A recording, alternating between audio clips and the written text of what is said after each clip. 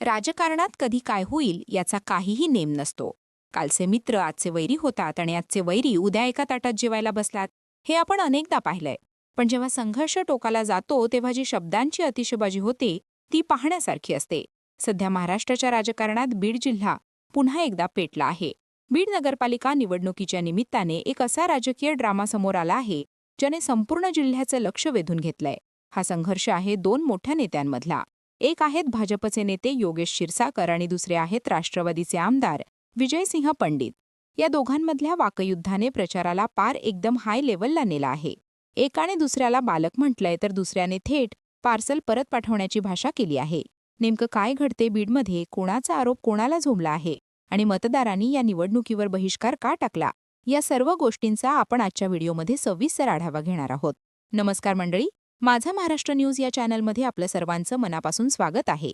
विषयाला सुरुवात करण्यापूर्वी एक आठवण करून देते की तुम्ही आमच्या चॅनलवर नवीन असाल तर आत्ताच खालील सबस्क्राईबचं बटन दाबा, जेणेकरून यापुढचा प्रत्येक व्हिडिओ तुम्हाला तुमच्या फीडमध्ये पाहायला मिळेल. आता वळूयात आपल्या मुख्य विषयाकडे. या निवडणुकीत भाजप नेते योगेश क्षीरसागर आणि आमदार विजयसिंह पंडित यांच्यातल्या कलगीतुऱ्यानं सर्वांच्या भया उंचवल्या आहेत. बीडमध्ये भाजपचं कमळ फुलवण्यासाठी योगेश क्षीरसागर मैदानात उतरले आहेत, तर दुसरीकडे अजित पवार गटाच्या राष्ट्रवादीची ताकद दाखवण्यासाठी विजयसिंह पंडित शर्थीने प्रयत्न करत आहेत. या संघर्षाची थिणगी पडली ती एका जाहीर सभेत. आमदार विजयसिंह पंडित यांनी राष्ट्रवादीचे उमेदवार बाळासाहेब गुंजाळ यांच्या प्रचारार्थ आयोजित केलेल्या सभेत योगेश क्षीरसागर यांच्यावर अत्यंत जळजळीत आणि जाहीर टीका केली. विजयसिंह पंडित यांनी वापरलेले शब्द इतके तिखट होते की त्यामुळे राजकीय वातावरण पूर्णपणे ढवळून निघालं आहे. विजयसिंह पंडित आपल्या भाषणात म्हणाले की ही निवडणूक कार्यकर्त्यांची निवडणूक आहे, पण काहींनी स्वतःच्या स्वार्थासाठी कार्यकर्त्यांच्या पाठीत खंजीर खुपसण्याचे काम केले आहे. त्यांचा रोख स्पष्टपणे योगेश क्षीरसागर यांच्याकडे होता. ते एवढ्यावरच थांबले नाही, तर त्यांनी योगेश क्षीरसागर यांना पळकुटे असेही संबोधले. राजकारणात पाठीत खंजीर खुपसणे हा वाक्प्रचार खूप गंभीर मानला जातो आणि पंडित यांनी तोच धागा पकडून क्षीरसागर यांना लक्ष्य केले. पंडित पुढे असेही म्हणाले की माझी निवडणूक नाही, तर ही कार्यकर्त्यांची निवडणूक आहे. पण ज्यावेळी माझी निवडणूक येईल तेव्हा तुमचा सोक्षमोक्ष कसा लावायचा हे पंडित कुटुंबाला कोणी सांगायची गरज नाहीये. एका प्रकारे हा थेट इशाराच होता. त्यांनी योगेश क्षीरसागर यांचा उल्लेख चिल्लापिल्ला असा करून माझ्यावर वर असल्या लोकांनी आरोप करू नयेत असे सुनावले. पंडित यांचा हा आक्रमक अवतार पाहून बीडमधील राजकीय वर्तुळात चांगली चर्चा रंगली आहे. आता तुम्ही विचार करत असाल की इतक्या टोकाच्या टीकेवर योगेश क्षीरसागर शांत कसे बसले. तर मंडळी, योगेश क्षीरसागर यांनीही या टीकेला जशास तसं उत्तर दिलं आहे. योगेश क्षीरसागर यांनी नुकतीच अजित पवारांची साथ सोडून भाजपमध्ये प्रवेश केला. भाजपमध्ये गेल्यानंतर त्यांना कसं वाटतं हे सांगताना त्यांनी अप्रत्यक्षपणे राष्ट्रवादीला चिमटा काढला. ते म्हणाले की भाजपमध्ये गेल्यावर मला आता मोकळीक वाटते आहे.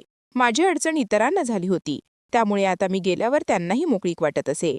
त्यांचा हा टोला खूपच खोचक होता. त्यांनी विजयसिंह पंडित यांचे नाव न घेता पण सर्वांना कळेल अशा भाषेमध्ये टीका केली.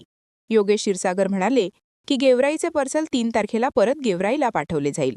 आता हे गेवराईचे पार्सल कोणाला उद्देशून म्हटले हे वेगळं सांगण्याची गरज नाहीये. योगेश क्षीरसागर यांनी विकासाच्या मुद्द्यावरून विरोधकांना घेरण्याचा प्रयत्न केला. ते म्हणाले की आम्ही चांगल्या उमेदवारांना संधी दिली आहे. इतर पक्षांनी जात आणि धर्म बघून उमेदवार दिले, पण भाजपने सर्वसमावेशक चेहरे दिले आहेत. विरोधक काय टोमणे मारतात याकडे आम्ही लक्ष देत नाही. त्यांनी बालक, पालक, पापडी, मुरकुल यात पडू नये, तर विकासावर बोलावे. बीड शहराबद्दल त्यांना काहीच माहीत नाहीये. त्यांना इथल्या 4 गल्ल्या सुद्धा माहीत नाहीयेत. त्यामुळे त्यांनी बीडची चिंता करू नये. आम्ही सक्षम आहोत. योगेश्वर सागर यांच्या या वक्तव्यानं स्थानिक विरुद्ध बाहेरचा हा वाद पुन्हा एकदा पेटण्याची चिन्ह दिसत आहेत.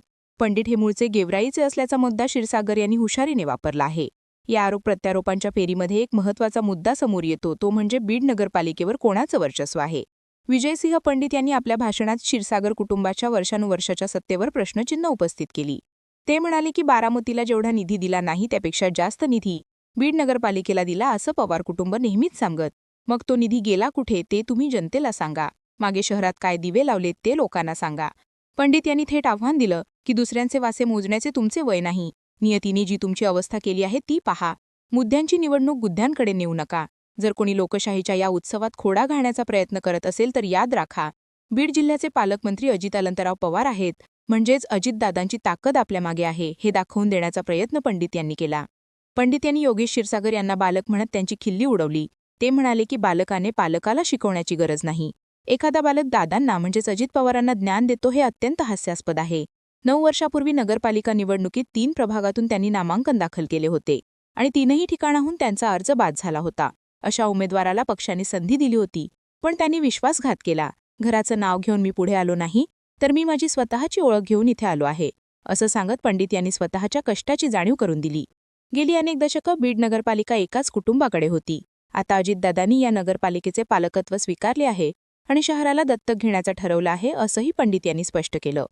पण मंडळी, नेत्यांच्या या भांडणात सामान्य जनतेचं काय, हा प्रश्न खूप महत्त्वाचा आहे. कारण बीडमधील प्रभाग क्रमांक 16 आणि 18 मधील मतदारांनी चक्क या निवडणुकीवर बहिष्कार टाकण्याचा निर्णय घेतला आहे. याचे कारण काय असावं? तर विकासाचा अभाव.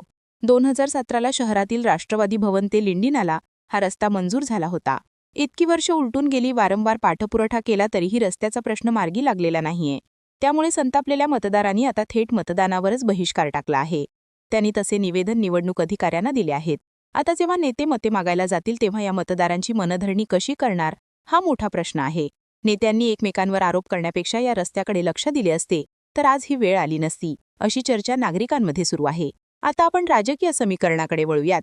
बीड नगरपालिकेसाठी भाजपने जोरदार तयारी सुरू केली आहे. योगेश क्षीरसागर स्वतः मतदारांच्या घ्याटीभेटी घेत आहेत. दुसरीकडे राष्ट्रवादी अजित पवार गटाने शिंदेंच्या शिवसेनेला आणि मेटेंच्या समशीर संग्राम संघटनेला सोबत घेतले आहे. म्हणजेच ही निवडणूक महायुती विरुद्ध भाजप अशी नसून एका बाजूला भाजप आणि दुसऱ्या बाजूला अजित पवार गट, शिंदे गट आणि समशीर संग्राम अशी आघाडी झाली आहे. शिवाय IMM सुद्धा मैदानात आहे. त्यामुळे ही लढत बहुरंगी आणि अत्यंत चतुर अशी होणार आहे. 52 जागा आणि नगराध्यक्ष पदासाठी उमेदवार ठरवले आहेत. या निवडणुकीत बीडमधील राजकारणात मोठी उलथापालथ होताना दिसत आहे. बीडमध्ये अजित पवार गटाला मोठा धक्का बसला तो योगेश क्षीरसागर यांच्या स्वरूपाने. संदीप क्षीरसागर हे शरद पवार गटाचे आमदार आहेत आणि त्यांचेच बंधू योगेश क्षीरसागर अजितदादांच्या गटात होते. पण त्यांनी अजितदादांची साथ सोडून भाजपचा झेंडा हाती घेतला आहे. त्यामुळे क्षीरसागर बंधू आता वेगवेगळ्या पक्षात आणि वेगवेगळ्या विचारधारेवर लढत आहेत. त्यातच विजयसिंह पंडित यांनी या संघर्षात उडी घेतल्याने वातावरण जास्त तापले आहे. योगेश क्षीरसागर म्हणतात की त्यांचे समर्थकांचे राजीनामा सत्र सुरू आहे, तर पंडित म्हणतात की राजीनामा देणारे हे त्यांचेच कर्मचारी आहेत, कार्यकर्ते नाहीत. हा दावा प्रतिदावा खरा कोणाचा आणि खोटा कोणाचा हे निकालानंतर स्पष्ट होईलच. निवडणुकीचे वेळापत्रक पाहिले तर 2 डिसेंबरला मतदान आहे आणि 3 डिसेंबरला मतमोजणी होणार आहे. म्हणजेच निकालासाठी जास्त वाट पाहावी लागणार नाही. पण तोपर्यंत बीडमध्ये काय घडामोडी होतील याकडे संपूर्ण महाराष्ट्राचे लक्ष लागले आहे. अनुसूचित जातीसाठी नगराध्यक्षपद आरक्षित असल्याने तिथे कोण बाजी मारणार हे पाहण्या उत्सुक्याचं ठरेल. भाजप म्हणते की आम्ही सक्षम उमेदवार दिले आहेत, तर आघाडी म्हणते की आऊचं पारडं जड आहे. पण खरी ताकद कोणाची आहे हे बीडची जनताच ठरवणार आहे. हा सर्व घटनाक्रम पाहता एक गोष्ट लक्षात येते, बीडचे राजकारण आता वैयक्तिक केंद्रित झाली आहे.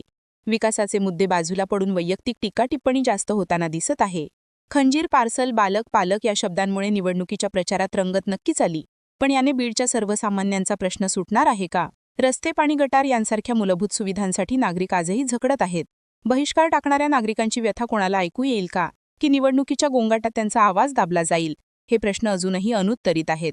विजयसिंह पंडित यांचा आक्रमक बाणा आणि योगेश क्षीरसागर यांची सावध पण खोचक खेळी यामुळे ही निवडणूक बीडच्या इतिहासात कायम लक्षात राहील. पंडित यांनी इशारा दिलाय की ही निवडणूक कार्यकर्त्यांची आहे, पण जेव्हा माझी वेळ येईल तेव्हा बघून घेईन. याचा अर्थ विधानसभा निवडणुकीत किंवा भविष्यात हा संघर्ष आणखी तीव्र होणार आहे. बीडमध्ये क्षीरसागर कुटुंबाची अनेक दशकांची पकड आहे. ती सैल करण्यात विरोधकांना यश येतं की भाजपच्या मदतीने योगेश क्षीरसागर आपले वर्चस्व सिद्ध करतात, हे पाहणे महत्त्वाचे ठरेल. अजित पवार यांनी बीड शहराला दत्तक घेण्याचे ठरवले आहे, असे पंडित म्हणाले.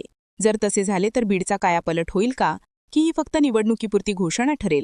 शेवटी राजकारण ही राजकारणाच्या जागी, पण जनतेने कोणाला निवडून द्यायचं हे त्यांच्या हातात आहे. बीडची जनता सुज्ञ आहे, त्यांना पार्सल आणि लोकल यातील फरक कळतो. तसेच विकासाच्या गप्पा आणि प्रत्यक्ष काम यातील तफावत ही समजते. त्यामुळे 3 डिसेंबरला जेव्हा मतपेटी उघडेल तेव्हा बीडकरांनी कोणाच्या बाजूने कौल दिला आहे हे स्पष्ट होईलच. तोपर्यंत आरोप प्रत्यक्ष प्रत्यारोपांचा हा धुराळ असाच उडत राहणार आहे. तुम्ही आणि आम्ही फक्त या राजकीय नाटकाचे साक्षीदार आहात. तर मंडळी, बीडमधील या हाय व्होल्टेज राजकीय ड्रामाबद्दल तुम्हाला काय वाटतं? योगेश क्षीरसागर यांनी अजित पवारांची साथ सोडून भाजपमध्ये जाण्याचा निर्णय योग्य होता का? की विजयसिंह पंडित यांनी दिलेला पार्सल आणि खंजीराचा टोला बरोबर आहे? बीडची जनता कोणाच्या पाठीशी खंबीरपणे उभी राहील? तुमचं मत कमेंटमध्ये नक्की सांगा. हा व्हिडिओ आवडला असेल तर लाईक करायला विसरू नका आणि अशा सविस्तर राजकीय विश्लेषणासाठी आपल्या चॅनलला म्हणजेच तुमच्या हक्काच्या माझा महाराष्ट्र न्यूज या चॅनलला नक्की सबस्क्राईब करा. भेटूया पुढच्या व्हिडिओमध्ये एका नवीन विषयासह. तोपर्यंत मनापासून धन्यवाद.